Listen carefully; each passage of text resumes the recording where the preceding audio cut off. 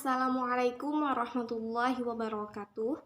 Perkenalkan, nama saya Rizka Asfia, NIM 2101030200149, Fakultas Usuluddin dan Humaniora, jurusan Ilmu Al-Quran dan Tafsir, Lokal IAT 21B.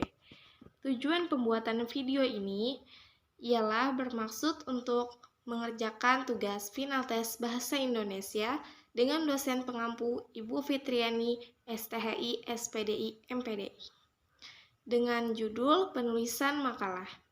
Selamat menyaksikan. Oke, langsung saja kita mulai kepada pembahasan penulisan makalah. Pengertian makalah. Makalah adalah salah satu jenis karya tulis yang bersifat ilmiah. Menurut KBBI, makalah adalah karya tulis pelajar atau mahasiswa sebagai laporan hasil pelaksanaan tugas sekolah atau perguruan tinggi. Makalah memang sudah tak asing lagi bagi para pelajar. Tujuan makalah. Tujuan makalah yang pertama adalah untuk melatih penulis agar mampu menyusun tulisan ilmiah yang benar. Tujuan makalah kedua adalah untuk memperluas wawasan dan pengetahuan bagi penulis dan pembacanya. Tujuan makalah ketiga adalah untuk memberi sumbangan pemikiran baik berupa konsep teoritis maupun praktis. Tujuan makalah keempat adalah untuk mendukung perkembangan konsep keilmuan maupun pemecahan masalah. Penulisan tujuan makalah. Tujuan makalah yang paling utama adalah menginformasikan, menganalisis, dan membujuk dengan cara yang lugas dan memungkinkan pembaca untuk terlibat secara kritis dalam suatu topik ilmiah. Penulisan tujuan makalah biasanya merupakan jawaban dari rumusan masalah yang sebelumnya dipaparkan. Rumusan masalah adalah pertanyaan yang akan dijawab pada pembahasan makalah. Biasanya rumusan masalah ditulis dengan model kalimat tanya, bagaimana, dan mengapa. Selanjutnya, tujuan makalah yang akan menjawab secara singkat pertanyaan dari rumusan masalah tersebut. Dalam penulisan tujuan makalah, disarankan untuk menggunakan kata memaparkan, menjelaskan atau mendeskripsikan untuk menampilkan jawaban terbuka. Kemudian jawaban secara rinci akan dipaparkan dalam isi atau pembahasan dalam makalah. Contoh penulisan tujuan makalah. Berikut contoh penulisan tujuan makalah dan rumusan masalahnya. Contoh yang pertama, makalah tentang manfaat pisang untuk melancarkan sembelit. Rumusan masalah, mengapa sembelit bisa terjadi? Bagaimana cara pisang bisa mengatasi sembelit? Bagaimana cara menggunakan pisang untuk mengatasi sembelit? Bagaimana efektivitas pisang dalam mengatasi sembelit? Tujuan makalah. 1. Menjelaskan mengapa sembelit bisa terjadi. 2. Memaparkan bagaimana cara pisang bisa mengatasi sembelit. 3. Memaparkan bagaimana cara menggunakan pisang untuk mengatasi sembelit. 4. Menjelaskan bagaimana efektivitas pisang dalam mengatasi sembelit. Contoh yang kedua, makalah tentang prinsip ekonomi dalam koperasi. Rumusan masalah. 1. Bagaimana prinsip ekonomi dalam koperasi. 2. Bagaimana penerapan prinsip ekonomi dalam koperasi.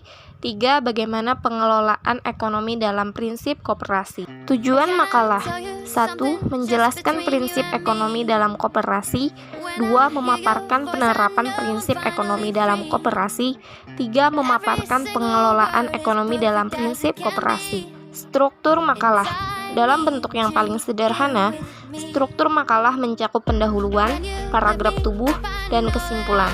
Berikut susunan makalah yang sederhana. 1. Judul atau sampul. Sampul sebuah makalah harus memuat judul makalah, nama penulis, logo lembaga atau institusi, tempat dan tahun terbit. Nama penulis ditulis dengan mencantumkan nama asli dan nama lengkap. Tidak diperbolehkan untuk disingkat serta tanpa disematkan gelar. 2. Abstrak.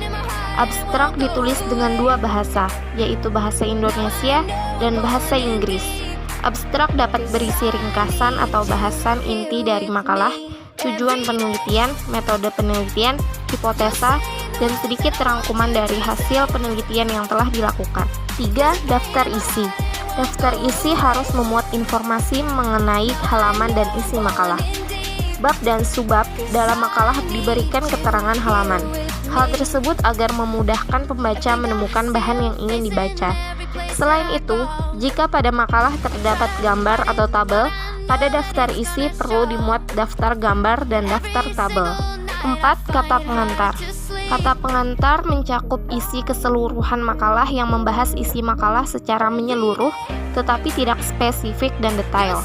Hal ini bertujuan agar pembaca mempunyai pandangan umum mengenai arah dari penelitian yang ada dalam makalah tersebut. 4. Pendahuluan. Pendahuluan adalah pembahasan dari awal topik penelitian dalam makalah, disusun oleh dan dari sudut pandang penulis. Pendahuluan dapat dijelaskan secara umum dan singkat, namun tujuan dan makna yang disampaikan jelas. 5. Latar belakang. Latar belakang menjelaskan permasalahan yang ditemukan dan alasan mengapa masalah tersebut penting untuk diteliti, serta dianalisa dalam makalah. Latar belakang dijelaskan dengan penjelasan yang umum dan mudah dimengerti. 6. Rumusan masalah. Rumusan masalah berisi pokok masalah yang ditemukan. Rumusan masalah biasanya singkat dan padat, berisi poin-poin pertanyaan atau masalah yang diteliti. Rumusan masalah adalah hasil dari bahasan pada latar belakang yang telah diulas sebelumnya. 7. Tujuan pembahasan. Tujuan pembahasan berisi manfaat penelitian yang akan dilakukan. Manfaat diperoleh setelah ditemukan hasil atau kesimpulan dari permasalahan dan konfirmasi dari hipotesa awal. 8. Isi. Isi menjelaskan tentang permasalahan, penelitian yang dilakukan, metode penelitian, tempat penelitian, sasaran penelitian, serta penjabaran hasil data-data yang diperoleh di lapangan. Data yang diperoleh dapat merupakan data kualitatif, data kuantitatif, maupun metode campuran. 9. Kesimpulan. Kesimpulan adalah penjabaran dari hasil penelitian yang didapatkan.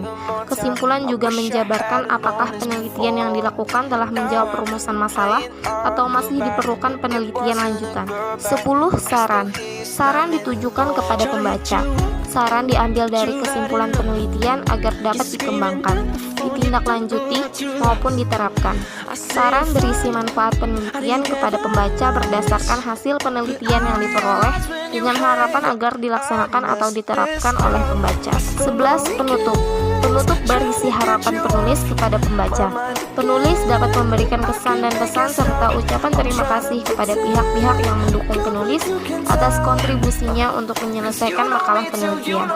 Pada bagian penutup, perlu dijelaskan kekurangan serta kelebihan dalam penulisan makalah penelitian. 12. Daftar pustaka. Daftar pustaka berisi referensi yang dicantumkan atau yang digunakan dalam penyusunan makalah. Referensi tersebut bisa berasal dari jurnal maupun buku. Penulisan daftar pustaka harus disusun secara sistematis serta diurutkan secara sistematis berdasarkan abjad nama pengarang.